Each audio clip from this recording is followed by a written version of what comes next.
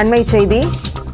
அண்மையில் வெளியான வாழை படத்தை பார்த்துவிட்டு முதலமைச்சர் மு க ஸ்டாலின் அது குறித்த ஒரு பதிவை சமூக வலைதளத்தில் இட்டிருக்கிறார். சான் பிரான்சிஸ்கோவில் வாழைப்படம் பார்த்திருப்பதாக முதலமைச்சர் கூறியிருக்கிறார். இது குறித்து கூடுதல் விவரங்களோடு செய்தியாளர் அபினேஷ் நம்மோடு இணைப்பில் இருக்கிறார்.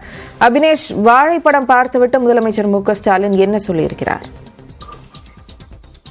கடந்த 23ஆம் தேதி இயக்குனர் மாரி செல்வராஜ் இயக்கத்தில் வாழை என்கிற திரைப்படம் வெளியாகி திரையரங்கில் வெற்றிகரமாக ஓடிக்கொண்டிருக்கிறது.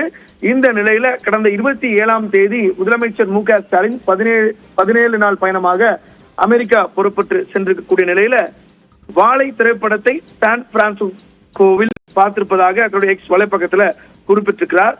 உண்மை சம்பவத்தின் அடிப்படையில் உழைக்கும் மக்களின் வாழ்வியலையும் அவர்களின் வலியையும் பேசும் வாழையை சான் பிரான்சிஸ்கோவில் கண்டேன். படைப்பாளி மாரி செல்வராஜ் அவர்களுக்கு தன்னுடைய அன்பின் வாழ்த்துக்கள் எனவும் தன்னுடைய எக்ஸ் வலைப்பக்கத்துல முதலமைச்சர் மு க ஸ்டாலின் குறிப்பிட்டிருக்கிறார். அந்த திரைப்படத்தில் வரக்கூடிய சிவனைந்தன் என்கிற அந்த கதாபாத்திரத்தையும் முதலமைச்சர் மு க ஸ்டாலின் மேற்கோள் காட்டி பாராட்டியிருக்கிறார். பசியுடன் சிவனைந்தன் தவித்த போது 1000 வாழைத்தார்களை நமது இதயத்தில் ஏற்றிவிட்டார் மாரி என வாஞ்சியோடு இயக்குனர் மாரி செல்வராஜை பாராட்டக்கூடிய முதலமைச்சர் மு க ஸ்டாலின் பசி கொடுமையை ஏந்தி சிவனைந்தனும் எதிர்கொள்ளக் கூடாது என முதலமைச்சரின் காலை உணவு திட்டம் உருவாக்கியதில் மகிழ்ச்சி பெற்றேன். காயங்கள் ஆறும் என்ற நம்பிக்கையுடன் மாற்றங்களை நோக்கி பயணத்தை தொடருவோம் எனவும் தொடர்ந்து வெற்றி படங்களை எடுத்து வரும் இயக்குனர் மாரி செல்வராஜ் அவர்களுக்கு மீண்டும் வாழ்த்துக்கள் எனவும் அமைச்சர் மு க ஸ்டாலின் தன்னுடைய எக்ஸ் வலைப்பக்கத்துல பாராட்டி இயக்குனரையும் அந்த திரைப்படத்தையும் பாராட்டி இருக்கிறார்.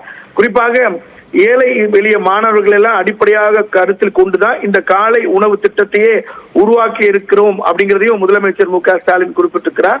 அந்த வகையில இயக்குனர் மாரி செல்வராஜ் இயக்கத்தில் வெளியாக இருக்கக்கூடிய அந்த வாழை திரைப்படத்தை அமெரிக்காவில் முதலமைச்சர் மு க ஸ்டாலின் பார்த்து தன்னுடைய வாழ்த்தை அவர் எக்ஸ் வலைப்பக்கத்தில் குறிப்பிட்டிருக்கிறார்.